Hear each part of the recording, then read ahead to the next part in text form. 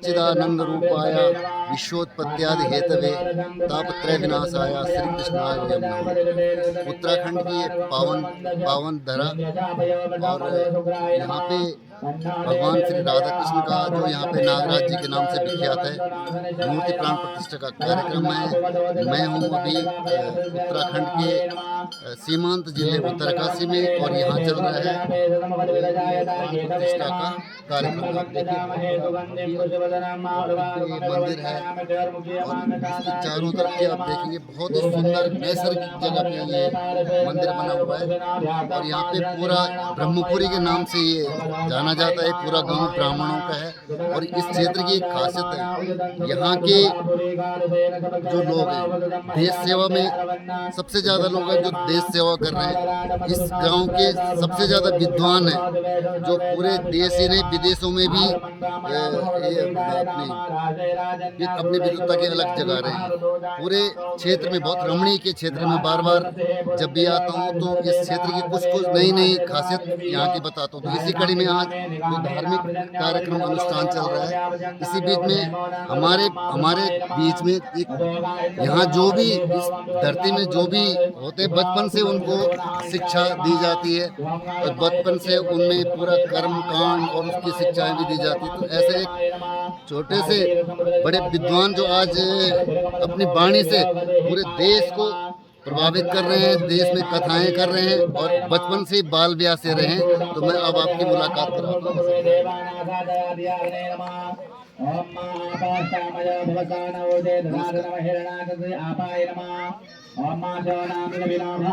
मेरे साथ में है बाल ब्याह से अब काफी समय हो गया। तो सबसे पहले अपना शुभ नाम बता दीजिए, आपका क्या शुभ नाम है? राधे राधे। मैं सबसे पहले मंगलाचरण से नमः परमहंसः स्वादित चरण कमल जिन्म करंदाय भक्त जनमानस निवासाय श्री रामचंद्राय नारायणं नमस्कृत्य नरं चैव नरोत्तमं देवीं सरस्वती व्यासं ततो जयमुदीरये। कृष्णाय वासुदेवाय हरये परमात्मने प्रणतः गोविंदाय नमः। नागराज भगवान की भगवान की जय। मैं सबसे पहले धन्यवाद करूंगा अपने पूज्य मामा जी का, जिनके मन में ये जिज्ञासा जागी और हम अज्ञानी क्या ही कह सकते हैं, लेकिन फिर भी भगवत चरण कृपा से आपका कहना है कि आप अपनी यात्रा के बारे में भी बताएं और अपने इस मुल्क देश के बारे में भी थोड़ा सा। तो जितना हम लोग मूलतः उत्तराखंड के उत्तरकाशी जनपद और माँ भगवती गंगा के वाम भाग के शिखर तुंज पर विराजमान रोहतक, और हमारा ये जो गांव है इसको जैसे कि हमारे मामा जी भी कह रहे थे कि ब्रह्मपुरी के नाम से जाना जाता है। ब्रह्मपुरी का मतलब सामान्य अर्थ कहें तो जहाँ ब्राह्मण देवताओं का वास हो, ऐसा जो गांव है। यहाँ मूलतः ब्राह्मण देवता ही निवास कर रहे हैं काफ़ी सालों से, और ब्राह्मण देवता ही यहाँ पर रहते हैं, जो कि अपने अपने कार्यों में जिन्होंने उच्चता हासिल करी है, उसी श्रृंखला में ये दास भी मूलतः इसी गांव से हमारा जन्म है। और बाल्यकाल से ही हमारे जहाँ तक सबसे पहले जो सत्प्रेरक की बात है तो हमारे पास के ही गांव के ग्राम बादसी कटकाण के पूज्यपाद गुरुदेव श्रीमान गौगंगा कृपाकांक्षी गोपालमणि जी महाराज, उनको एक बार बचपन में सुना था। हाँ, प्रेरणा कहाँ से मिली? हाँ। क्योंकि आज आपकी कथा हम सुनते हैं चैनलों के माध्यम से और आजकल सोशल मीडिया का ज़माना है, तो जो कथा सुनते हैं बहुत ही मधुर आपकी वाणी, बहुत ही अच्छा दिव्य ज्ञान, और इतने छोटी सी उम्र में तो ये प्रेरणा आपको कहाँ से मिली? पूज्य जी, तो जब मैं लगभग 5वीं में पढ़ता था गांव में ही, हाँ, तो मुझे याद है हमारे गांव में उनकी एक बार कथा हुई थी, और भले ही बाल्यकाल था लेकिन उनको जब हमने सुना तो मुझे बहुत प्रेरणा ऐसी हुई कि यार काश हम भी कभी ऐसा कर पाएँ, हम पे भी ऐसी कृपा हो। उसके बाद भगवती कृपा से हमारे गांव के ही देखो, गुरु तो कोई भी हो सकता है जीवन में। हमारे गांव के ही पूज्य हमारे कमल नयन शास्त्री जी, उन्होंने भी जब गांव में कथा करी, उनसे भी हमको प्रेरणा मिली।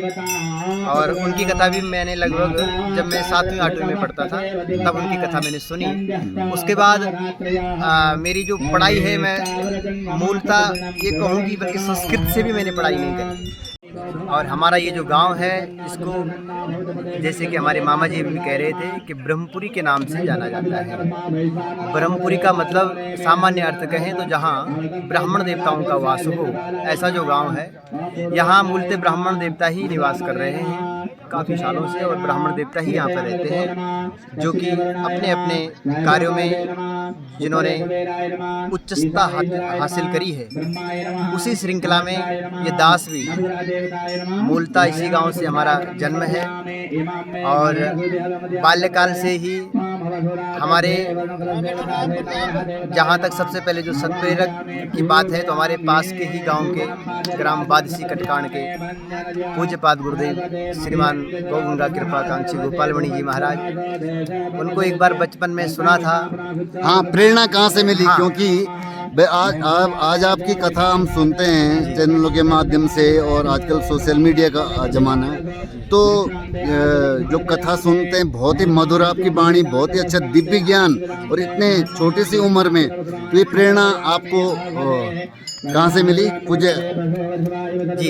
तो जब मैं लगभग 5वीं में पढ़ता था गांव में ही, हाँ। तो मुझे याद है हमारे गांव में उनकी एक बार कथा हुई थी, और भले ही बाल्यकाल था, लेकिन उनको जब हमने सुना तो मुझे बहुत प्रेरणा ऐसी हुई कि यार काश हम भी कभी ऐसा कर पाएँ, हम पे भी ऐसी कृपा हो। उसके बाद भगवत कृपा से हमारे गांव के ही, देखो, गुरु तो कोई भी हो सकता है जीवन में। हमारे गांव के ही पूज्य हमारे कमल नयन शास्त्री जी, उन्होंने भी जब गांव में कथा करी, उनसे भी हमको प्रेरणा मिली।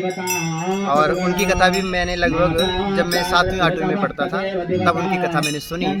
उसके बाद मेरी जो पढ़ाई है, मैं मूलतः ये कहूँगी बल्कि संस्कृत से भी मैंने पढ़ाई नहीं करी। कहना चाहता हूँ, आप युवा हैं और बाल्यकाल से, आजकल के बच्चे ये कोई इंजीनियरिंग की पढ़ाई करना चाहते हैं, कोई और बहुत सारे फील्ड है, और इतनी छोटी सी उम्र में आपने यही फील्ड चुना, तो और उन बच्चों को ये एक संस्कार है, हम मानते हैं। तो जो बच्चे टाई पहनते हैं, जो और हैं, उनके लिए आपका क्या संदेश है? अपनी मातृभूमि से किस तरह से जुड़े हैं, और इंजीनियर रहते हुए भी अपने धर्म को किस तरह से, क्या एक संदेश देना चाहेंगे युवाओं के लिए? बिल्कुल, बहुत अच्छा प्रश्न मामा जी आपने किया। देखो, हमारे यहाँ एक बहुत छोटा सा सूत्र है, कर्म ही पूजा है, जो कि हम आमतौर पे सुनते हैं और हमने पढ़ा है। किसी भी काम में रहो, लेकिन उस काम को पूजा समझ करके करो। ठीक है, आप किसी कंपनी में, फैक्ट्री में काम करते हैं, वहाँ का आपका रूल है कि भाई आपने टाई पहनना है, पैंट पहनना है, वो तो वहाँ का रूल है। लेकिन इसका मतलब ये नहीं है, सच कहें तो संत की जो पहचान है वो केवल वस्त्र से नहीं है। हमने मान लो ये वस्त्र पहन रखा है, तो और अंदर हमारे अगर कुछ अज्ञान है, या ये कह लो कि कुछ विकार है, तो ये कोई फायदा नहीं है उसका। इसलिए वस्त्र कोई भी हो, वस्त्र का यहाँ महत्व नहीं है। हमारे यहाँ एक भागवत में श्लोक है, तितिक्षवा कारुणिका सुहृदा सर्वदेही नाम। इसका मतलब है, बोला संत वो हैं जो बड़े सहनशील होते हैं, जो बड़े करुणाशील होते हैं, जो बड़े दयावान होते हैं, जिनके लिए कोई अपना पराया नहीं है, जिनके लिए कोई छोटे बड़े का भान नहीं है। तो ऐसा सबका भाव रहे, और जिस भी काम में है उसको पूजा समझ के अपनी धरती से जुड़े रहें, माता पिता की सेवा करें, और अधिक से अधिक अपने मूल से जुड़े रहें। ठीक है जी। आपकी कथाएं चलती है, और उत्तराखंड आज सबसे बड़ी त्रासदी पलायन की झेल रहा है, तो आप क्या संदेश देना चाहते हैं? क्या अपनी कथाओं के माध्यम से भी आप कहते हैं कि अपनी मिट्टी से जुड़िए, अपनी माटी से जुड़िए, तो क्या संदेश है? अगर पलायन रिवर्स किस तरह से हो, और युवाओं को क्या संदेश देना चाहते हैं? जी, देखो पलायन आज बहुत बड़ी समस्या है, जिसे सभी लोग जान रहे हैं, और रोजगार के लिए हम लोगों को या हमारे जनमानसों को बाहर दौड़ना पड़ रहा है। लेकिन मैं ये कहूँगा कि अधिक से अधिक कोशिश करें, प्रयास करें। ठीक है, हमारी मजबूरी थी एक समय जब यहाँ रोड नहीं थी, अच्छे स्कूल नहीं थे, लेकिन अब हमारी सरकार भी बहुत अच्छा काम कर रही है, रोडें बहुत अच्छी बन गई है और हर प्रकार की व्यवस्थाओं में सुधार हो रहा है। तो हमें धीरे धीरे क्या करना है कि रिवर्स करना है, यहाँ कोई ना कोई रोजगार। ठीक है, एक समय ऐसा था कि हमारी मजबूरी बन गई थी कि हमको बाहर दौड़ना पड़ा, लेकिन अब हम भगवान की कृपा से देख भी रहे हैं कि अब काफी लोग आ रहे हैं घर की ओर।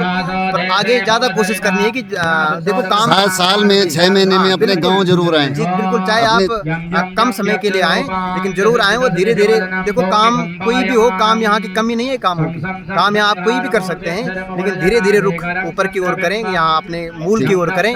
और भगवत कृपा से आज आप देख रहे हैं सामने हम लोग यहाँ पर, हमारा जो उत्तराखंड का प्रसिद्ध देवता और उत्तराखंड का जो मुख्य देवता है नागराज माना गया है। इसके पीछे बहुत बड़ी कहानी है। आज यहाँ पे नागराज जी का दिव्य और भव्य मंदिर है। ऐसे ही हर क्षेत्र में, हर गांव में इस तरह से मंदिर बने हुए हैं। और जो मूल भगवान नागराज जी का जो मूल स्थान है वो सेममुखेम में।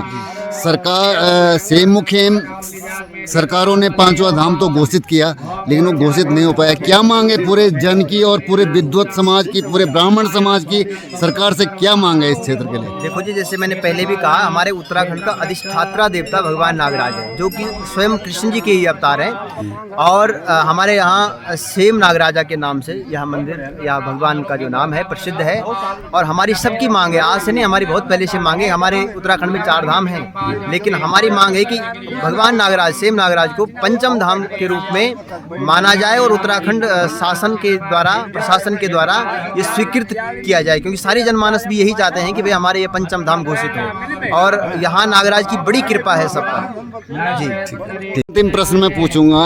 आज जो सरकार है वो सनातन की मानी जाती है, चाहे राज्य से लेके और देश तक। आप कितना खुश है इस सरकार से और कितना सनातन का प्रचार और प्रसार हो रहा है? देखो जी, हम लोग तो वैसे ही सनातनी लोग हैं, और अभी जो कह रहे हैं आपकी सनातन की सरकार है, आपका बहुत अच्छा प्रश्न है। सनातन की सरकार हो और हम दुखी हो, ऐसा नहीं हो सकता। हम लोग बहुत प्रसन्न हैं, लेकिन देखो जो मन में एक है कि कुछ मिलावट के कारण, और मिलावट हर जगह है, कुछ मिलावट के कारण जो हमारी सरकार कहीं ना कहीं थोड़ा धूमिल होती रहती है, लेकिन उस पर हमने ध्यान नहीं देना है। हमारे मोदी जी, हम स्पष्ट कह रहे हैं, मोदी जी बहुत अच्छा काम कर रहे हैं, और उन्होंने आज ऐसी स्थिति बना ली है कि हम खुले में अपने देवताओं के नाम ले रहे हैं। तो ऐसा समय आ गया था कि हम अपने देवी देवताओं का और जो चिन्ह है उनको भी धारण करने में हम संकोच करते थे, लेकिन आज ऐसे के लोग बिल्कुल, हाँ, लेकिन आज भगवान की कृपा से और हमारी मोदी सरकार, हम तो मोदी सरकार के नाम से जानते हैं, मोदी सरकार ने ऐसा कर दिया है कि अब हम बहुत अच्छे से, हम अपने आप को सनातनी भी कहते हैं, अपने चिन्हों को भी धारण करते हैं। और जो ये छोटी मोटी मिलावटें, इन पर ध्यान नहीं देना है। हमारे